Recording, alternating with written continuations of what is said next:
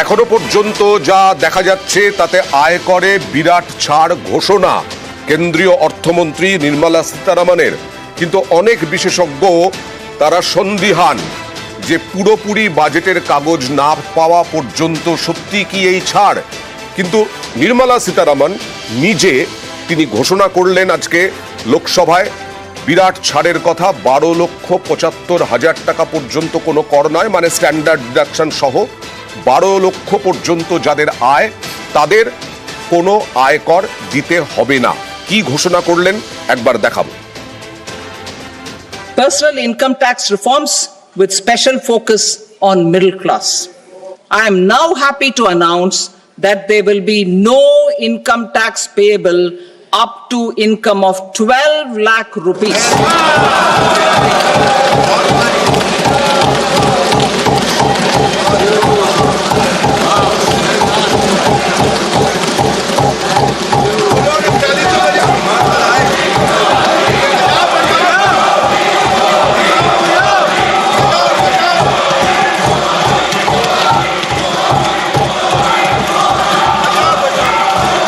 In the new tax regime, I propose to revise tax rate structures as follows: 0 to 4 lakh rupees nil, 4.8 lakh rupees to 4 to 8 lakh rupees 5%, 8 to 12 lakh rupees 10%, 12 to 16 lakh rupees 15%, 16 to 20 lakh rupees 20%, 20 to 24 lakh rupees 25%, and above 24 lakh rupees 30%.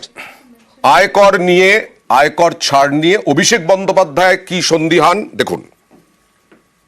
Middle ক্লাসের উনি income tax রিবেটের যে কথাটা বলেছেন, ওখানে আবার বলেছেন যে 4 থেকে 8 লাখের জন্য 10%, 8 থেকে 12 লাখের জন্য 20%, 20 থেকে 30 লাখের জন্য 25%।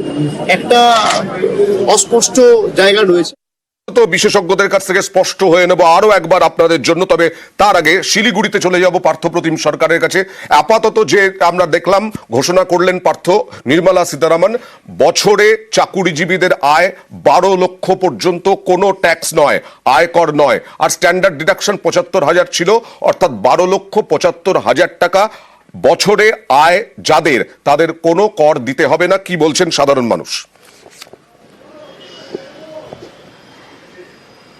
একেবারে তাই, সেটা নিয়ে আমরা সাধারণ মানুষের সঙ্গে কথা বলবো যে আজকে নির্মলা সীতারামন পূর্ণাঙ্গ বাজেট পেশ করেছেন, তাতে 12 লাখ টাকা পর্যন্ত যাতে ইয়ারলি ইনকাম তাতে কোনো ট্যাক্স দিতে লাগবে না। কি বলবো?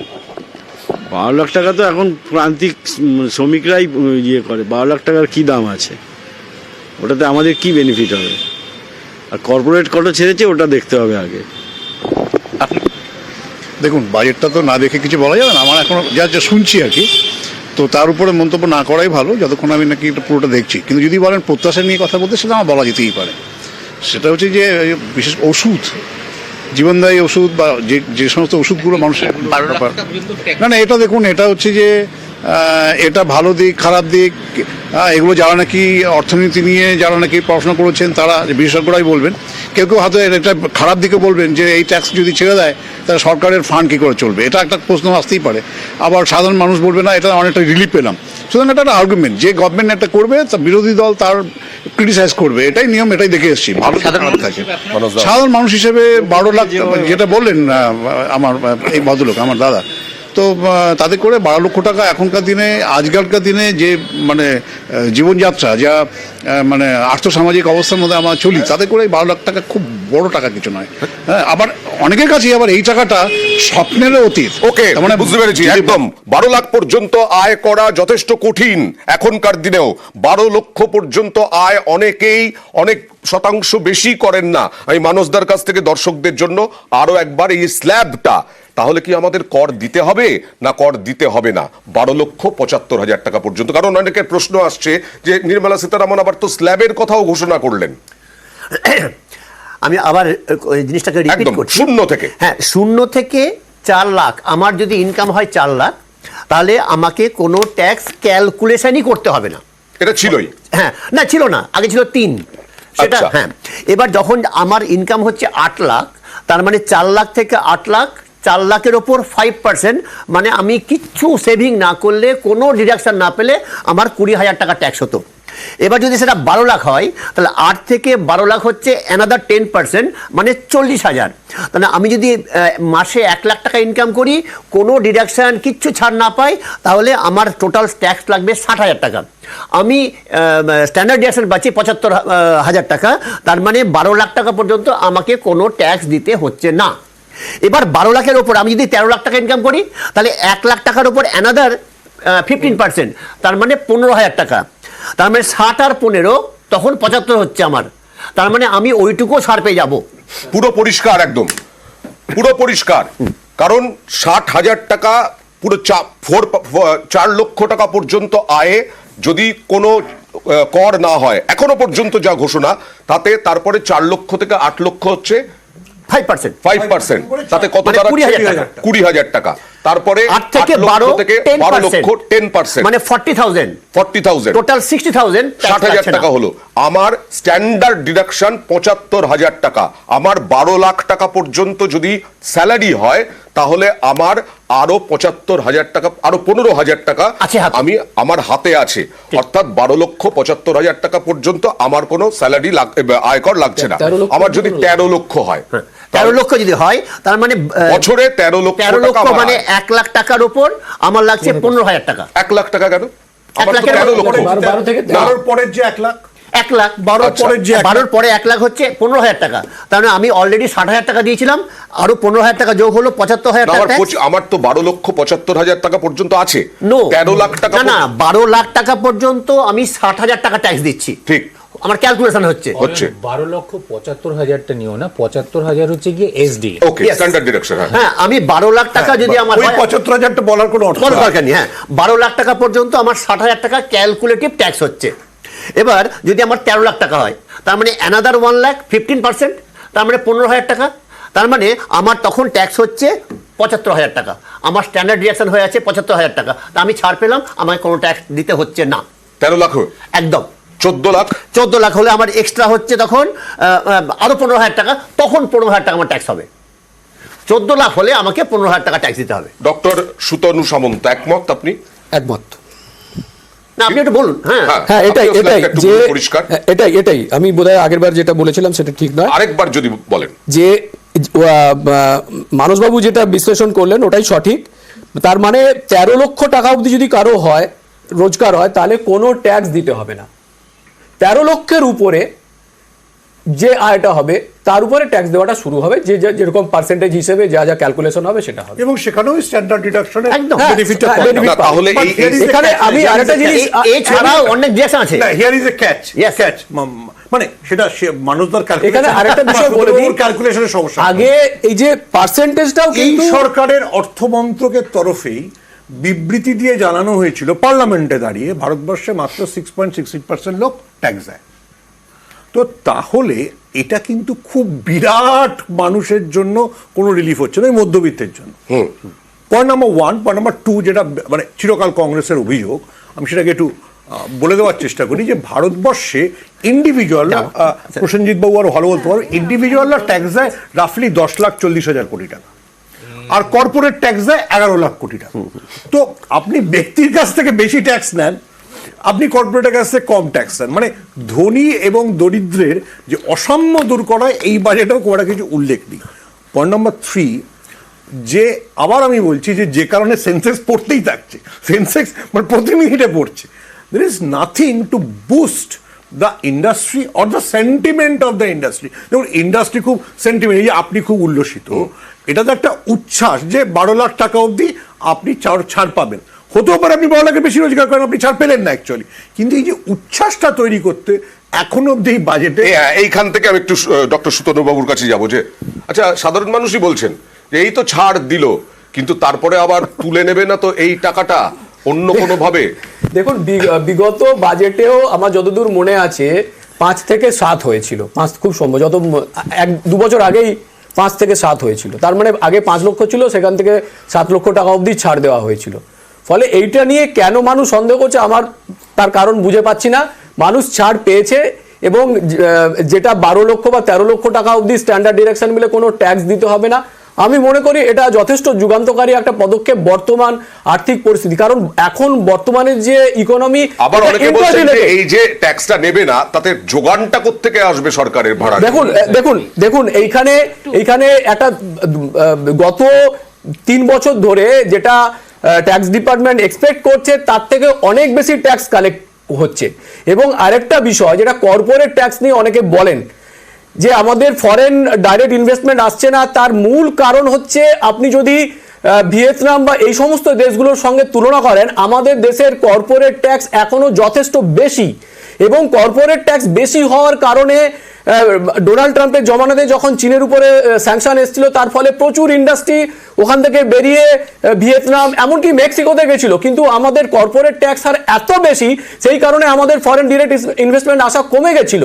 এবং এটা এখনো সমস্যা। এবং বিগত 2 বছর ধরে দেখা যাচ্ছে যে পার্সোনাল ট্যাক্স যে আসছে সেটা কর্পোরেট ট্যাক্সের থেকে বেশি, এবং সেটাই হয় দস্তুর। আপনি যদি আমেরিকার দিকে তাকিয়ে দেখেন, সেখানে কিন্তু পার্সোনাল ট্যাক্স কিন্তু কর্পোরেটের থেকে অনেক বেশি আসে, কারণ কর্পোরেটের সংখ্যা। ভারতের তুলনা করব কিভাবে? এখন সমস্ত ধরনের আরেকটা বিষয়, শিল্প, ম্যানুফ্যাকচারিং শিল্প আমাকে আর 2 মিনিট বলতে দিন, 2 মিনিট বলতে দিন। এবং আমি শুধু 1 সেকেন্ড আপনাকে একটা ইন্টারজেকশন দিই। লোকে বিশ্বাস করছে না এই কারণে যে এখনো অনেকেরা ব্যাংক অ্যাকাউন্টে গিয়ে 14 লাখ টাকাটা খোঁজে। দেখুন, এইটা একটা হোপ তৈরি করা হয়েছিল, কখনোই বলা হয়নি যে 15 লক্ষ টাকা। আমরা প্র্যাকটিক্যাল আলোচনায় আসি। এটা মানুষ কি ভাবছে আমার জানা। অবশ্যই বলবেন। 15 লাখ টাকা, সরি, 15 লাখ। একটা সিম্পল জিনিস বলি, সারা পৃথিবীতে আমেরিকার সঙ্গে তুলনা হয় কি করে? ছেড়ে দাও না, আমেরিকার সঙ্গে তুলনা হয় কি করে, আমেরিকার সঙ্গে বাংলাদেশের সঙ্গে, আমি ওইসবের মধ্যে যাচ্ছি না। কিন্তু ট্যাক্সেশনের একটা বেসিক নিয়ম, সেটা হচ্ছে গিয়ে ফিসক্যাল রেসপন্সিবিলিটির একটা বেসিক নিয়ম হচ্ছে গিয়ে যে আমরা মাল্টি ডাইমেনশনাল ট্যাক্স করব না। যদি আমরা ইনকামের উপর ট্যাক্স করি, আমরা কনজাম্পশনের উপর ট্যাক্স করব না। ইন্ডিয়াতে তুমি যাই বলো না কেন, আমাদের ট্যাক্সেশন শুরু হয় 28% থেকে, শুরু হয় 28% থেকে। কেন? আমাদের কাছে কনজাম্পশন ট্যাক্স আছে, জিএসটি আছে। আমাদের যদি টোটাল যদি তুমি ট্যাক্সেশন স্ট্রাকচার দেখো, একজন নর্মাল মধ্যবিত্ত চাকরিজীবী উনি ট্যাক্স দেন প্রায় 47 to 48%। আমাদের ইনকাম ট্যাক্স আছে, আমাদের ইনকাম ট্যাক্সে দেওয়ার পর সেভিং আর ইনভেস্টমেন্টের উপর ট্যাক্স আছে, আমাদের ডিভিডেন্ডের উপর ট্যাক্স আছে, আমাদের কনজাম্পশনের উপর ট্যাক্স আছে। তার মানে আয়কর ছাড় দিলেও ভাড়া রিটার্ন পড়বে না? না না, দেখো কিছু একটা যেটা বলছেন, একজন ব্যক্তিকে কত জায়গায় ট্যাক্স দিতে হয়। তুমি তোমার আমি আয়কর ছাড়ে পেয়ে গেলাম, না না, তো অন্যদিকে অনেক দিক দিয়ে না, দেখো সারা বাজারে জিনিসপত্র সেখানেও তো ট্যাক্স দিতে হচ্ছে। আমি ইনকাম ট্যাক্সের উপর আমি ট্যাক্স করছি, কিন্তু ট্যাক্সের উপর যেটা আমি জমাচ্ছি সেটাকে এক্সেম্পট হয় সারা পৃথিবীতে।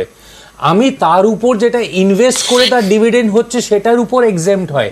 আমাদের হচ্ছে কি tax tax tax plus consumption tax tax tax, এইরকম একখানা জায়গা থেকে যেটা ইন্ডাস্ট্রি বলছে যে আমাদের উপর যদি এত কনজিউমারের উপর যদি এতগুলো ট্যাক্স লাগু হয়, তাহলে কনজিউমার টানবে কোত্থেকে কনজাম্পশনটা। আমি এখানে দর্শকদের বিভিন্ন প্রশ্ন দেখছিলাম সন্দীপা, যে আয়করে ছাড় হয়েছে ঠিকই, কিন্তু গ্যাসের দাম কেন কমলো না? কেন ইলেকট্রিক বিল কমছে না? কেন জিনিসপত্রের দাম কমছে না? মানে আয়করে ছাড় পেয়েও মানুষ সন্তুষ্ট হতে পারছে না। না, রিসেন্টলি আজকে যে বাজেটটা শুনলাম, যতটুকু বুঝতে পারলাম, দেখুন পুরো জিনিসটা তো আমাদের সামনে আসেনি, কিন্তু এই বর্তমান কেন্দ্রীয় সরকার, আপনি যখন ইলেকট্রিসিটি বিলের কথা বললেন, তো সেখানে দেখা যাচ্ছে ধীরে ধীরে বেসরকারি দিকে এগোচ্ছে, মানে বেসরকারিকরণ করার একটা চেষ্টা করছে এই সেগমেন্টটাকে, ইলেকট্রিসিটি সেগমেন্টটাকে। এবং আপনারা বারবার বলছেন যে, মানে সবাই আমরা বলছি, যে মানুষও বলছে যে এই যে 12 লাখ টাকা অবধি একটা ট্যাক্স ডিডাকশন দেওয়া হলো, আমাদের একটা রিলিফ দেওয়া হলো, অন্যান্য জিনিসের দাম মানে কমছে না কেন? আমাদের ধারণা যে এই যে এত বড় একটা ট্যাক্স রিলিফ দেওয়া হলো, আজকের দিনে সিলিন্ডার যদি আমরা 1100 টাকা দেই, কালকের দিনে সেটা 1500 টাকা হয়ে যাবে না তো? কালকের দিনে পেট্রোল ডিজেলের দাম বেড়ে সেই 150 টাকা 200 টাকা হয়ে যাবে না তো? কিন্তু এখানে একটা ইন্টারেস্টিং পয়েন্ট আছে। রিসেন্টলি আমাদের যেটা শুনতে পাচ্ছি, এবং হ্যাঁ সার্ভেতে বেরিয়েছে যে ভারত সরকার নাকি মার্কেট থেকে আরও 17.5 লাখ কোটি টাকা নাকি ঋণ নেবে। এবার IMF এর একটা রিপোর্ট, সাংঘাতিক একটা রিপোর্ট রিসেন্টলি বেরিয়েছে, যে ঋণটা ভারত সরকার ডিরেক্ট নিচ্ছে, তার পরেও আরেকটা ঋণ নিচ্ছে যেটা সুপ্ত ঋণ আছে, এবং এই সুপ্ত ঋণ এবং এই ডিরেক্ট ঋণটা মিলিয়ে বিশাল বড় একটা সুদ ভারত সরকারকে দিতে হচ্ছে এবং আমাদের দেশে এক বছরে যত রাজস্ব আয় হচ্ছে তার 42% ওই সুদে চলে যাচ্ছে, ওই সুদটা দিতে চলে যাচ্ছে। তো সেখানে দাঁড়িয়ে বলবো যে পোষণ 2 লাস্ট ইন্টারিম বাজেটে পোষণ 2.0 বলে একটা ঘোষণা হয়েছিল, যেটাতে একটা টাকা বরাদ্দ হয়েছিল। দেখা যাচ্ছে যে টাকাটা বরাদ্দ হয়েছিল একটা টাকা অবধি সেখানে খরচ হয়নি পোষণ 2-তে। তো সেটা নিয়েই বলছি যে শেয়ার মার্কেটের কথাও যখন বলছেন, শুধু গত কয়েকদিন না, গত কয়েক মাস ধরে the market was continuously bleeding এবং সেটা শুরু হয়ে গেছিল মোটামুটি ওই যেদিন রেজাল্ট বেরোলো তারপর থেকে। আমাদের কথা এটাই যে এতগুলো তো ঘোষণা করছে, উইল বি করে ঘোষণা করছে, কিছু দেওয়ার বদলে আবার অনেক বড় বড় কিছু আমাদের থেকে সাধারণ মানুষদের থেকে নিয়ে চলে যাবে না তো? ওকে, কৃষি আমি থেকে আরেকটা শিল্প point আমি করতে চাইবো, হ্যাঁ। সেটা হচ্ছে এটা সত্যি কথা, যেমন আমি পলিটিক্যালি রাজনীতির ছাত্র হিসেবে এটা সত্যি কথা যে বিহারে জেতবার জন্য বিজেপি যতটা মরি আজকে বাজেটে বুঝিয়ে দিয়েছে, যদিও মানে সুতনুবাবু বলেছেন উনি পশ্চিমবঙ্গের প্রেক্ষিতে বলবেন না, কিন্তু পশ্চিমবঙ্গ নিয়ে যে বিজেপির কোনো না না না, সেটা বুঝিয়ে বাংলা যে বঞ্চিত হয়েছে এটা নিয়ে তৃণমূল এখনই বলতে শুরু করে দিয়েছে। কৃষি থেকে শিল্প, ভোটের বিহারে কল্পতরু কেন্দ্র, নির্মলার বাজেটে নীতিশের রাজ্যেই ফোকাস, গ্রিনফিল্ড এয়ারপোর্ট থেকে কোশি নদীর সংযুক্তিকরণ, মাখনা চাষেও বিশেষ বোর্ড, আইআইটিরও সম্প্রসারণ, ব্যালটের ফসল তুলতেই ঢালাও যোজনা বরাদ্দ, বঞ্চিত বাংলা। কি বললেন নির্মলা সীতারামন আগে দেখাবো এই নিয়ে, তারপরে অভিষেক বন্দ্যোপাধ্যায় কি বললেন দেখাবো। Makhana board in Bihar. For this, there is a special opportunity for the people of Bihar. A Makhana board will be established in the state to improve production, processing, value addition, and marketing of Makhana. Support for food processing. In line with our commitment towards Purvodaya, we will establish a National Institute of Food Technology, Entrepreneurship and Management in Bihar. Hostel and other infrastructure capacity at IIT Patna will also be expanded. Greenfield airports will be facilitated in Bihar to meet the future needs of the state. These will be in addition to the expansion of the capacity of Patna Airport and a brownfield airport in Beta. Financial support will be provided for the Western Kosi Canal ERM project, benefiting a large number of farmers, cultivating over 50,000 hectares of land in the Mithilanchal region of Bihar. Bangla যখন 18টা সাংসদ জিতিয়ে পাঠিয়েছিল তখনও বাংলাকে কিছু দেয়নি। আজও বিজেপির 12টা সাংসদ রয়েছে, বাংলাকে কিচ্ছু দেওয়া হয়, এবং এই যে 12 জন সাংসদ রয়েছে কেউ কোনোদিন প্রতিবাদও করবে না। বাংলা দীর্ঘদিন ধরে বঞ্চিত, আজও বঞ্চিত, বাংলার জন্য কিচ্ছু নেই। 2025 সালে এই বছর নভেম্বর মাসে যেহেতু বিহারে নির্বাচন আছে, বিহারের জন্যই সবকিছু করা হয়েছে। এটা তো নির্বাচনকে মাথায় রেখে করে, সাধারণ গরিব মানুষের জন্য তো কিছু করেন না। পাল্টা শ্রমিক ভট্টাচার্য রাজ্যসভার সাংসদ বিজেপির কি বললেন দেখুন। যে বাজেট পেশ করা হয়েছে এই বাজেট সর্বব্যাপী বাজেট, এই বাজেট সর্বস্পর্শী বাজেট, এই বাজেট নিম্ন মধ্যবিত্ত মানুষের বাজেট, এই বাজেট মধ্যবিত্তকে কর ছাড় দেওয়ার বাজেট, এই বাজেট শিল্পায়নের বাজেট। বিভিন্ন ইন্ডাস্ট্রি, বিশেষ করে পশ্চিমবঙ্গে যে কটন ইন্ডাস্ট্রি আছে, টেক্সটাইল, হোসিয়ারি যারা আছে, এই বাজেট তাদের জন্য বাজেট তৈরি করা হয়েছে। এই বাজেট তো কোনো প্রদেশের বাজেট হয়নি। প্রসেনজিৎ দা, যেটা বলা হচ্ছে যে এই বাজেট বিহারের বাজেট, এই বাজেট গুজরাটের বাজেট, আর এই বাজেট মধ্যবিত্তের বাজেট, কি বলবেন? পলিটিক্যাল লাইনে না গিয়ে আমি যদি না, পলিটিক্যাল লাইনে না, আমি অর্থনৈতিক বিশেষজ্ঞ হিসেবে এই বাজেট থেকে কি পেলাম বিহারের জন্য, পশ্চিমবঙ্গের জন্য, আমি প্রশ্নটাকে একটু শার্পেন করে দিই। প্রসেনজিৎ জানেন যে শিপ বিল্ডিং এবং শিপ ভাঙা এটা গুজরাটে, এটা গুজরাটের জন্য করা হয়েছে। সো যদি বাজেট নতুন করে নতুন ইন্ডাস্ট্রি নতুন জায়গায় করে তাহলে একখানে এক্সপ্যানশনারি এফেক্ট আসে। আমরা সিম্পল জিনিস করি যে আমরা যদি নতুন জায়গায় যদি গার্ডেন করি, ছাদের এক জায়গায় আমি ছোট ছোট 4খানা টব লাগালাম, ওখানে একটা ছোট গাছ হলো, আরেকটা জায়গায় আমি লাগাতে শুরু করলাম, ওখানেও কিছু ছোট গাছ হলো। কিন্তু এটা একটু ফোকাসড, একটু পলিটিক্যাল বাজেট, যেটা সুমনবাবু বলছিলেন যে এটা একটু ওরিয়েন্টেড টুয়ার্ডস যেখানে যেখান থেকে আমি সিট পেতে চাই, যেখানে বিহার আসছে, যেখানে এই আসাম আসছে, যেখানে গুজরাট আসছে, ওরকম হয়তো হয়েছে। বাট ইয়েস, উনি কিন্তু টেক্সটাইলে একটু ছাড় দিয়েছেন, আমরা অমান্য করলে চলবে না যে উনি 2খানা লুম যেখানে আছে ওখানে একটা ছাড় Textile এ দিয়েছেন, আছে, কিন্তু- টেক্সটাইলে আছে, ফুটওয়্যারে আছে, যেটা বেঙ্গলের জন্য হয়তো কাজে লাগতে পারে, বাট এগুলো কিন্তু ডিরেক্ট বেনিফিট নয়। এটা হচ্ছে প্রসেনজিৎ দা, আমি আরেকটা কথা বলবো। সবাই মিলে বললে আমি কিন্তু পলিটিক্যাল লাইনসে যাচ্ছি না। এবং বাংলায় যদি টেক্সটাইলের হিসেবে দেখা যায়, বাংলায় কিন্তু আজকের দিনে এই যে হ্যান্ডলুম যে সেগমেন্টটা আছে সেটা কিন্তু ধুঁকছে। এবং শুধু সেটা নয়, শ্রমিকবাবু যেটা বললেন যে কটন নিয়ে যে বাংলা প্রভূত উন্নত হবে, না কটন নিয়ে নয়, কটনের সেগমেন্ট বাংলা না, সেটা জুটের সেগমেন্ট। জুট নিয়ে কিছু একদম বলেন, জুট নিয়ে কোনো কথা নেই, তুলো নিয়ে আছে, তুলো নিয়ে তো আছে, কটন নিয়ে আছে। টেক্সটাইলস নিয়ে আছে, আর শালবনীতে কিন্তু একটা নতুন টেক্সটাইল পার্ক হচ্ছে। বাংলার ক্ষেত্রে কি কোনো আশাব্যঞ্জক কিছু ছিল, আশা করেছিলে? ডেফিনেটলি বাংলাতে মানে প্রচুর স্কোপ আছে, বিশেষ করে আমার ধারণা এমএসএমই এবং সবাই যেটা বলছে জুট। Absolutely. হ্যাঁ, এমএসএমই এবং জুটটা বাংলাতে বেঙ্গলে ভালো করা যেতে পারতো বা এখনো যেতে পারে। আমরা কিভাবে নেব, ওনারা কিভাবে হেল্প করবেন, এটা আমরা মানে এমপ্লয়মেন্টটাও খুব একটা ভালো জায়গা, এখানে দারুণ স্কোপ এমএসএমইর। কিন্তু 12 জন সাংসদ হওয়াতেই কি এই আশা পূরণ হলো না, সুতনুবাবু? দেখুন, আমি 18 থেকে 12 হয়ে যাওয়াতে? দু তিনটে কথা বলি। ভারতবর্ষে প্রত্যেক বছর কোথাও না কোথাও ইলেকশন হয়, আর ইলেকশনের দিকে লক্ষ্য রেখে বাজেট হয়েছে কি হয়নি সেই বিতর্কে না গিয়ে আমি কতগুলো ইম্পর্টেন্ট জায়গায় টাচ করতে চাই।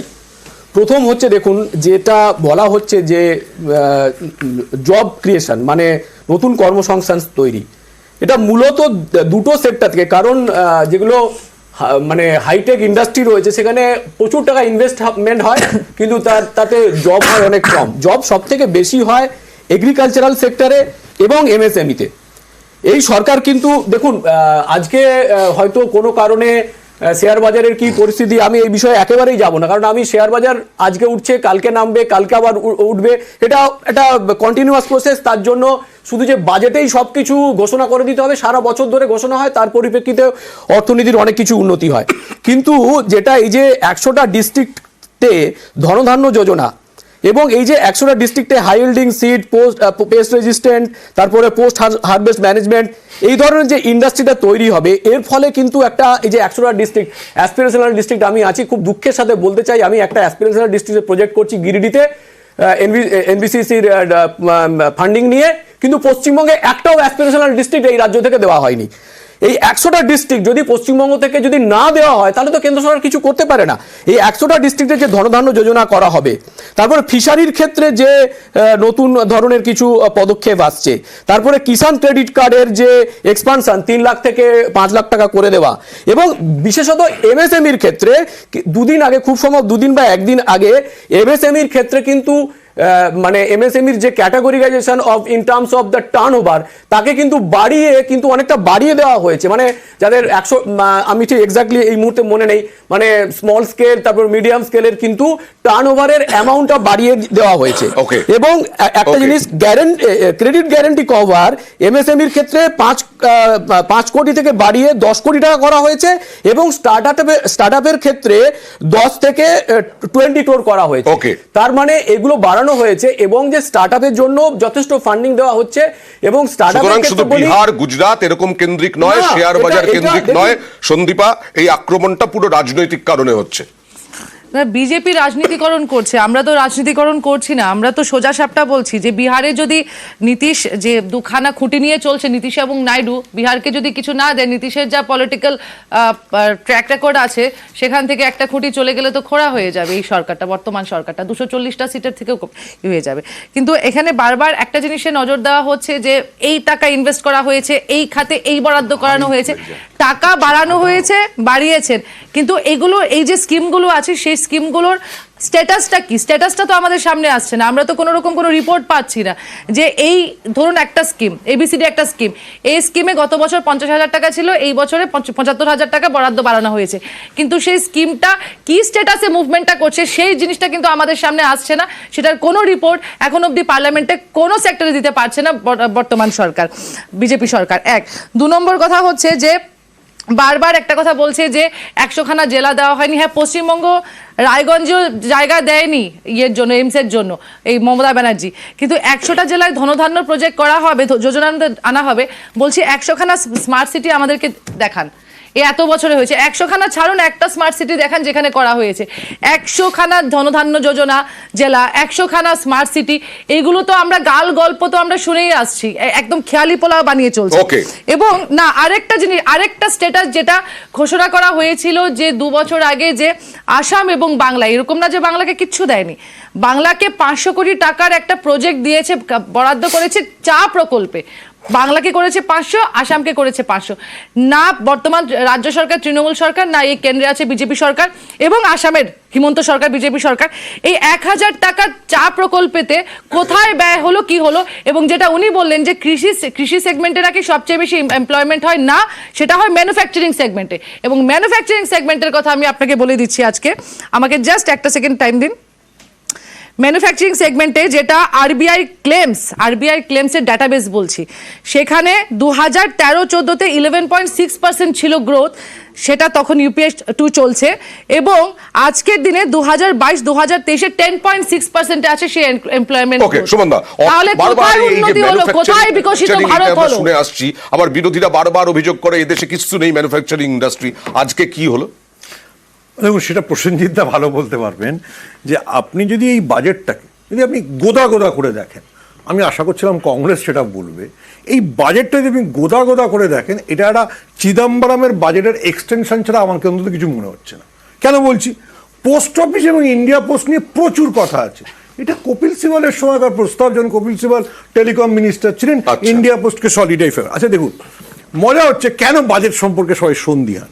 আপনি মন দিয়ে শোনেন, যখন নির্মলা সীতারামন বলছেন আমি পার্সোনাল ট্যাক্স এই করছি, ডিডিএস এই করছি, হঠাৎ এসে বলছেন আমি ভলেন্টারি কমপ্লায়েন্সে যাচ্ছি। আচ্ছা, যেদিনকে ডিমনিটাইজেশন হয়েছিল সেদিনই তো বলা হয়েছিল সব কালো টাকা উড়ে গেছে, তাহলে আবার আপনার ভলেন্টারি কমপ্লায়েন্সের দরকার কেন পড়ছে 7 বছর বাদে এসে? 2017 নভেম্বরের পরে 2025 জানুয়ারিতে এসে। তার মানে either you are failed in the last 7 years or you are hiding some truth. বেশ, আমি হেডলাইন্সে যাব, তবে তার আগে আপনাদের জানাই যে এইবারের পর্বে আবার আয়কর এবং বিমায় বিদেশি বিনিয়োগ, আপনারা বিমাতে নিশ্চয়ই আমানত করবেন বা জমা করবেন টাকা, এরকমটা আশা করছেন।